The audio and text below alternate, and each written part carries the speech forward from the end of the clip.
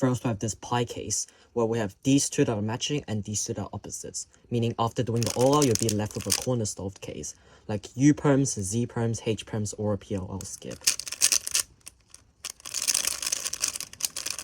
Next, we have a case like this, where there are these two that are matching, these two that are matching, and they're opposite colors, meaning that after doing the OLL, you have headlights on this side.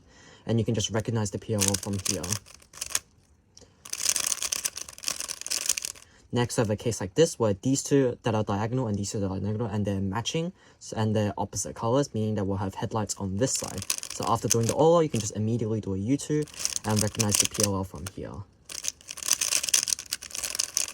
And finally, we have a case like this, where these two are matching and these two are opposites. So after doing this, it'll be a diagonal case. Then you can just do the PLL like that. Next case is this C shape where there's a block right here. This block will get preserved on this side, so you can just remember that. And look at what is over here. This will also be preserved. And if you also see a block here, then that can be either a PLL skip or a J perm. In this case, it's a PLL skip. In this case, if you see a block right here and no block here, then that can be even an F perm or a U perm. In this case, you can see that it will be an F perm.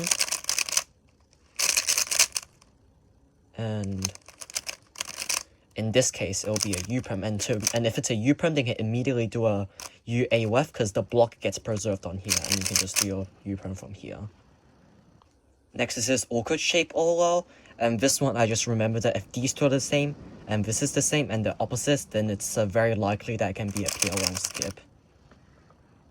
Next is this P-shape OLL, where there's a headlights or a block right here.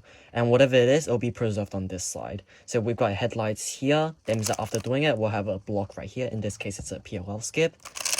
Another example of this would be this case. You've also got the headlights right here, and after doing the OLL, we've got the headlights preserved right here.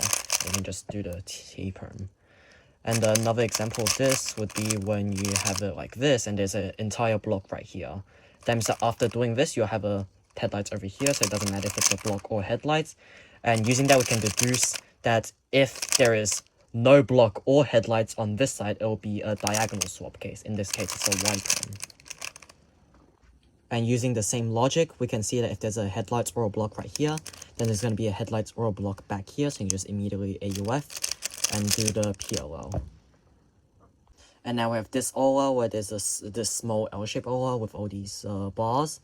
And if you see that there's a block here and a block here, then both those blocks are going to be preserved.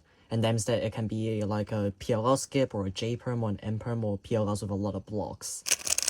In this case, it's a PLL skip. And here as well, blocks and then N perm. Like so.